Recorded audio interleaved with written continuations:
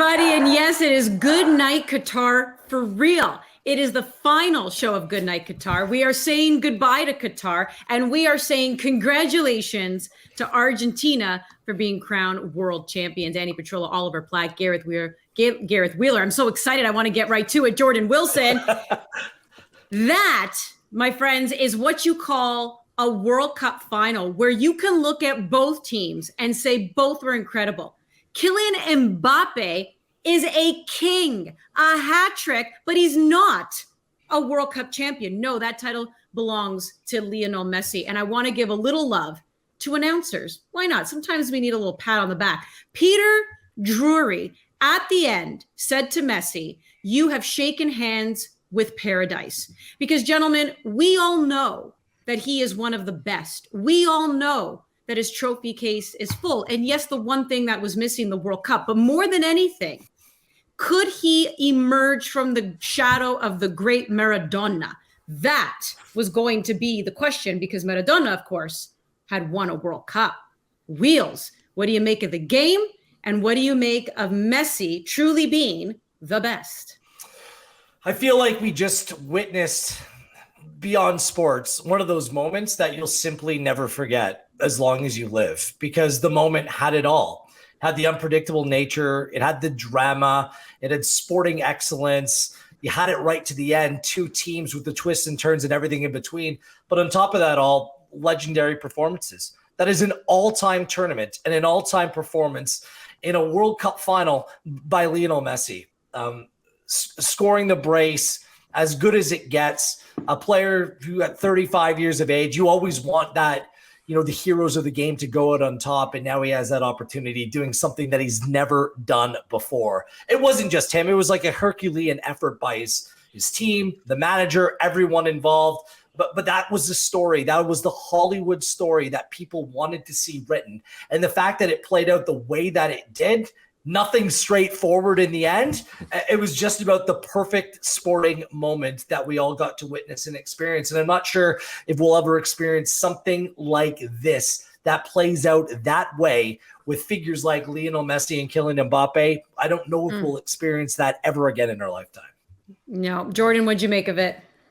This is the best game I've ever seen. I think this is the best. This is the best game I think that I'll ever see. For 75 minutes, I said, man, Argentina suffocated France. Suffocated them. Kylian Mbappe barely got on the ball. France didn't look like they knew what to do. Their stars came out. But then this guy, Kylian Mbappe, says, you know what? I'm going to smash a pen, and we got to talk about it because we've been talking about it all World Cup, is that if you guess right, but you hit it with some vim and vigor, there's a chance it's going to go in. And that's what he did with both of his penalties. He hits it hard enough so that even though Martinez gets right, it still goes in. But what a game. What a game. When he scored the second goal, most people would just head it back to Camavinga, which was a left back. He says, you know what, I'm going to just head it across square to Thuram. And only someone who's cocky and confident and has self-belief in himself will hit that volley. Most people are taking that down and caressing it. He's hitting it out the air. I said, what am I witnessing right now? We have Messi just pulling strings and Kylian Mbappe say, this is my time as well. This game had everything. This is the best game I've ever seen. And I'm just going to hand it over to Ollie because I'm really so excited. I don't even know where to go, Jordan. I think it was kind of fitting in the end, right, that Messi has waited so long for this, and it's been the thing that's been hanging over him his whole career in the shadow of Maradona and all of it. And then in this individual game as well, he had to go right until the end. He had to wait much longer than it seemed like he was going to have to wait at 2-0 and then 3-2. It seemed like it had to be done in the hardest way possible, in the latest way possible. So that I thought was kind of fitting. But look, as the guy said, it's incomparable to any game I've watched in my lifetime. It was one of the most anticipated games I've ever experienced in terms of the storyline, obviously, of Messi trying to get that World Cup. And then it delivered in surely the greatest World Cup final in the history of the sport. So you put those two things together, and there's been nothing like this, I don't think, in most of our lifetimes and in a large part of the history of the sport. It was absolutely incredible. And as much as it revolves around Messi, it wasn't just him. Like, you can go down the list here, like greatest game in a World Cup, probably. greatest player winning the World Cup, obviously with Messi. Greatest individual performance, I think Kylian Mbappe has a real claim to in a World Cup final, the way he played, and he lost the game. Greatest save, Martinez in the last minute to deny France the World Cup, I think is right up there in a World Cup final, at least in terms of goalkeepers. Like, it just had absolutely everything. When you thought it was over, it had a little bit more for you. Like nothing I've ever seen in my life. Ollie, can I add to that list? A team going up 2 goals and then finding a way to choke it away. 2 goals within 2 minutes being scored. Penalties given. A wonderfully refereed game, by the way, as well. 2 goals in extra time as well. Like, again, 2 changes made in the first half that had everything to do with a tactical adjustment in the first half of a game. Like, there's so many different ways that we can go with this, because the game had it all, literally had it all.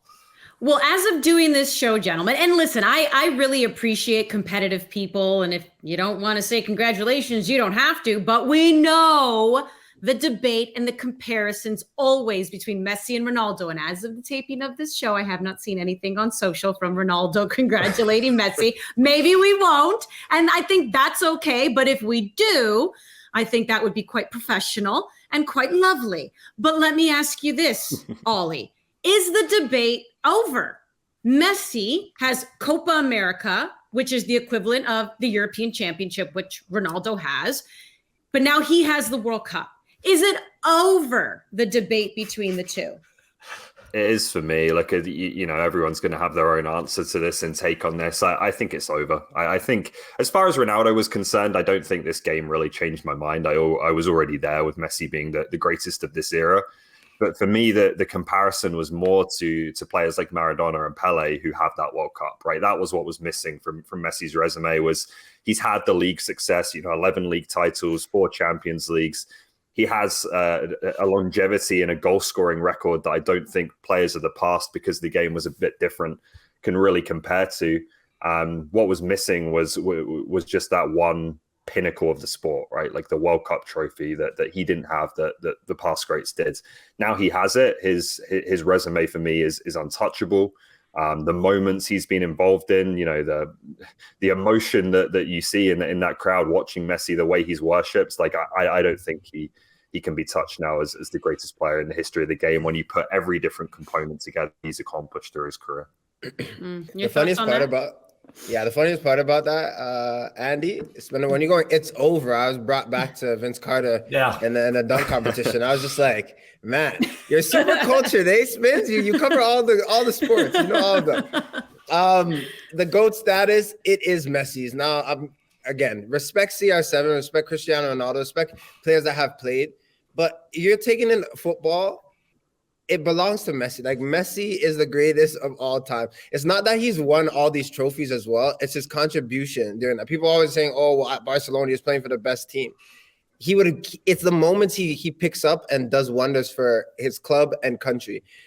Argentina does not make it anywhere close without Messi doing his best throughout this tournament. And even in this game, like the moments where you need a bit of brilliance, where you need that little goal to get over the line, Messi's there pulling strings.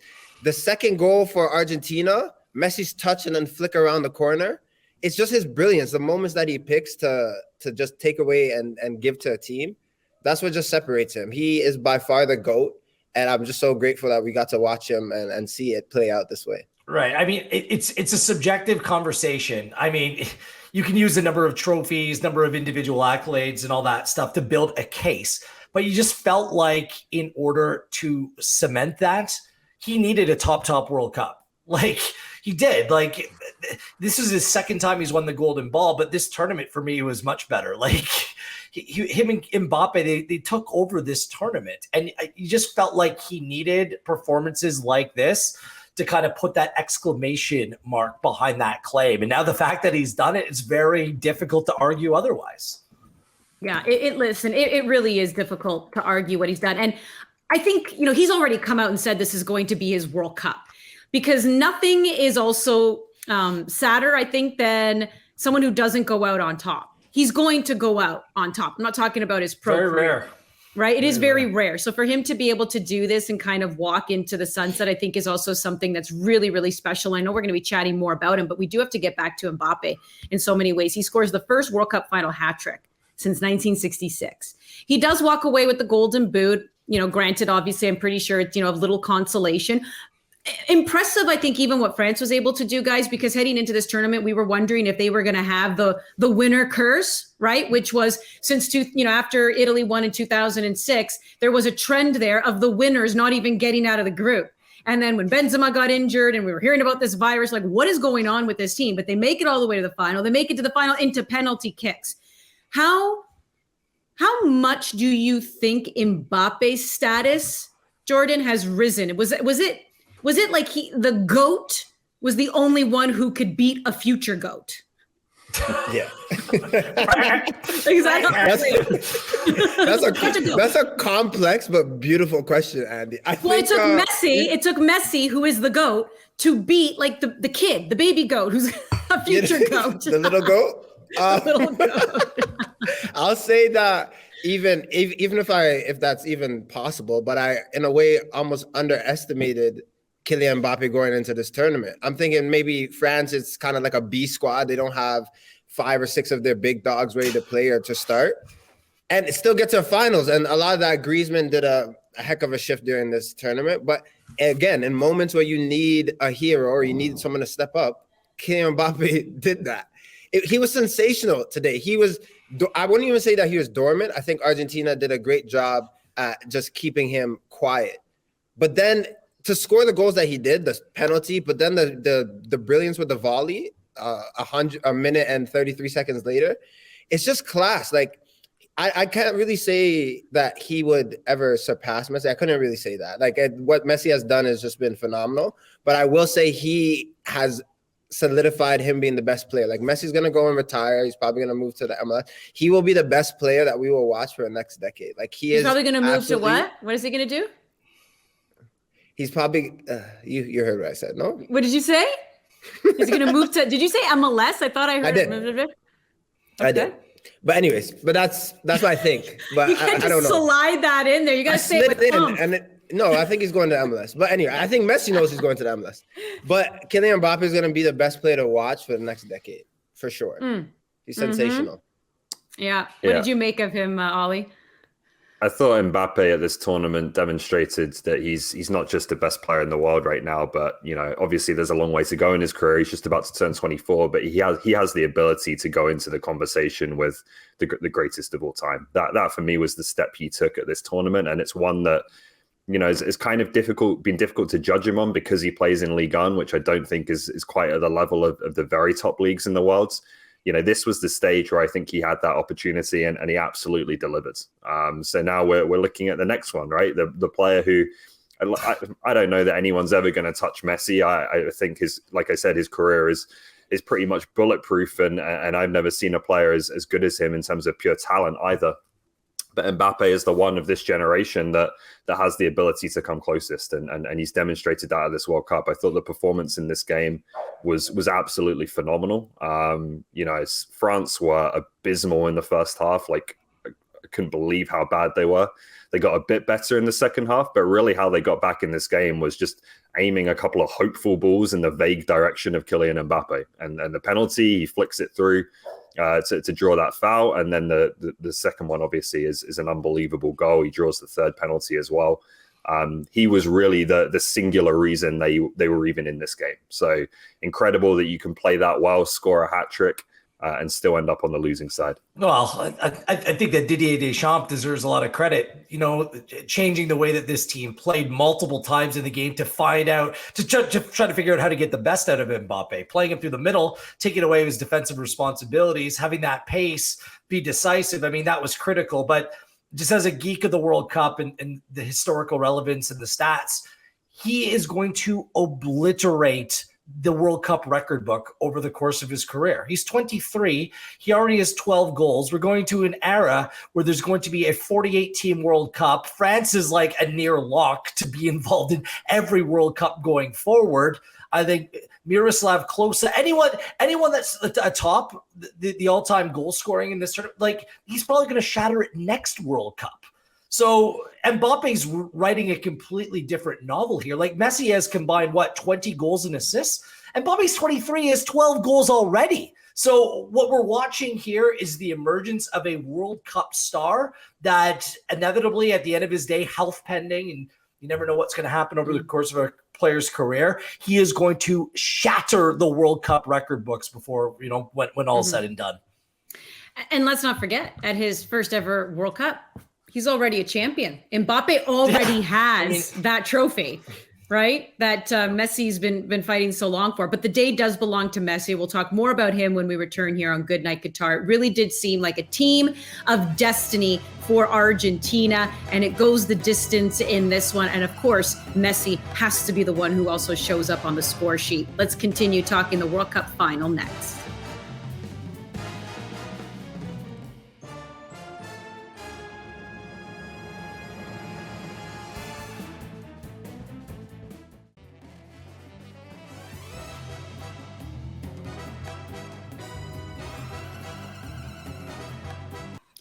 Welcome back to Good Night Qatar. Here are the award winners. So Golden Ball goes to Lionel Messi. I don't think anyone's going to argue with that. We just finished talking about Mbappe and the goals that he has scored. The Golden Glove going to Martinez. I mean, what was that little shoulder shimmy that he gave after one of the saves? Enzo Did you see what he did with the Golden Glove?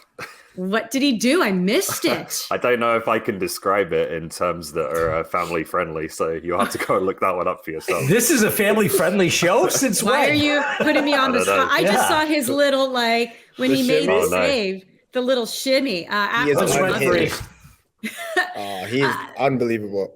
Guys, there were two stories, right? So both of these teams were going in with stories that we all could get around, from France looking to go back to back, which would have been something special, right? Brazil was the last to do it in the 50s. To Argentina, of course, winning because of the great Lionel Messi. There were stories around both of them that we would have supported. But given, what Messi's been through, given the story around him, knowing his age, fully knowing that this was his final World Cup and that he finally got Copa America. That's the thing, right? Many of you who are watching, I don't need to go into it. You just know his history with the national team. It took him forever to even win Copa America, a few years back as well, when he shot the ball over the net in penalty kicks, losing in the Copa America final, quit the national team, and then came back. It has been heartbreak. It has been drama for him. Did you feel, and I had asked you this before, if this was just written in the stars, Ollie, right? Even just given the demeanor of Lionel Messi, I have never seen a player so calm from start to finish in a World Cup. Well, that was it, was that as much as it seemed like his tournament and, all the pressure was on him to finally win this trophy, he did seem a lot more calm and I think a lot more trusting in the team around him than he has done in the past. And that was a big part of the success, I think, as much as it revolved around Messi, was that it was a group effort. You compare it to 2014 and that whole tournament, it had been built up for years as Messi's tournament because it was the one where he was really in his prime. His dad set up his Barcelona contract to expire the year before so he could get out of Barcelona if he needed to in the lead up to that World Cup. And it just looked like he was playing with the weight of the world on his shoulders. And he won the Golden Ball still, so he wasn't that bad. But the pressure, it really felt like was getting to him at that World Cup. There were stories about him vomiting on the pitch and all kinds of different things. This was different. He just seemed to be completely in control, calm, enjoying himself throughout the whole tournament, despite the pressure that was undoubtedly on him, and just played the tournament of his life and one of the great World Cups we've ever seen. So, yeah, it did have a different feel of it, I think, off the back of that, winning that Copa America, the way this Argentina team has grown, that Messi, I think, felt a lot more comfortable at this World Cup than we've ever seen him before. Jordan? Yeah, I agree. To echo that, you can see that he's enjoying his football. He's been enjoying it since, maybe not the first game against Saudi Arabia, but he's just been playing phenomenal.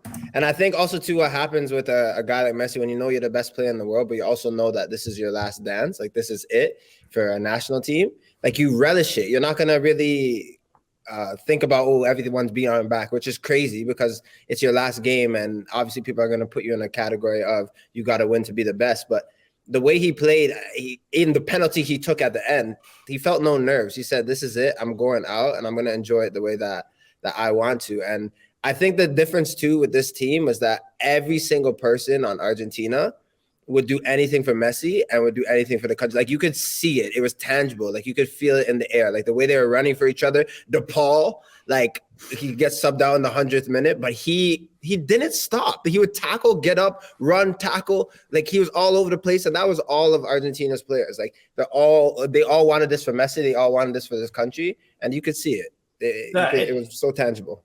And the thing was, like, this was anything but straightforward. The best team in the world won a World Cup. Like, that's rare as well. This side has lost one game in their last 43, dating back to July of 2019 when they lost to Brazil. Once they've lost in 43, they're just so difficult to beat. In this tournament, they scored first in each and every game, but in the second half, they'd ship goals. Every single goal they conceded was either in the second half or extra time. Scraped through against Australia. The Netherlands gave them a real scare late in the game there, took them to penalties. Think about this. If they don't win in a penalty shootout, what would we be speaking about Lionel Messi right now? What happened to the team around him crumbling in a World Cup final like this after losing in extra time against Germany in 2014? This really could have played it another way. That's why Argentina doesn't lose in penalty shootouts. They've only lost once ever in a World Cup. And Emi Martinez, you mentioned him. Shimmy, he lives rent-free in the head of shooters. He's one of the top penalty goalkeepers in the world today. And as soon as it went to a penalty shootout, there was no doubt that Argentina were going to win this game. No doubt. By the way, roll the tape, plus 906. I told you Argentina in penalties yesterday. So this is a real team effort, like the work rate, and they almost blew it. They were that close to blowing it. And on this grandiose celebration going on in Buenos Aires, the air was almost let out of that balloon. I thought you were saying it was a real team effort about your bet there. No, that was all me. All me. You can give credit. Don't roll the tape on the Martinez celebration. I clearly was getting ready for the show and missed that. And he clearly needs to see his wife. He's been in Qatar for a very long time. But there you go. And I also just wanted to go back, gentlemen. Messi, you've gone through the tournament with him and just the calmness and everything. Like, let's not forget, we all know the Saudi Arabia, but it was the fact that he also had missed a penalty, but it didn't matter. You know what I mean? Like, he bounced back, came back, scored again. Nothing seemed to shake him in this particular tournament. And now he's going home as a World Cup champion. When we come back, we're going to wrap up the tournament itself. Qatar 2022. What are things that we learned? Stay with us here on One Soccer.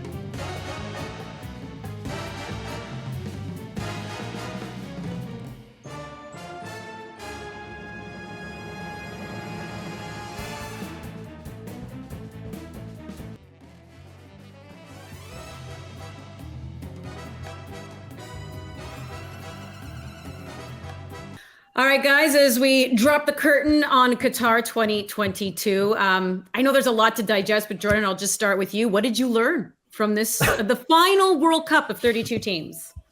I know we're pressed for time. I'm going to say, if you take a pen, slap it with jerk sauce or curry, whatever you need, whatever little bit you need to put on it, you hit it with that. And I would say underdogs can also just beat anyone on the day. In a one-game knockout game, anything can happen. That's what I learned. That's what was showed to me this World Cup. Wheels? This is the best sport on the planet. Despite all the negativity around this World Cup, the players themselves, the coaches, the people that actually played the game, put on an absolute show for the world to see. There'll be a lot of talk about how this World Cup played out, what led to it, and some of the less desirable elements, but the play on the field was spectacular. And bring on 2026 when we get to experience it in our very own backyard. It's going to be something special. Yeah, I'll just echo that. Like, I think we're rightly having conversations about this World Cup and the circumstances around it, but the football has been absolutely spectacular. And 3.5 years from now, it's coming here. So let's get ready, and it's going to be absolutely incredible to see it in our own part of the world.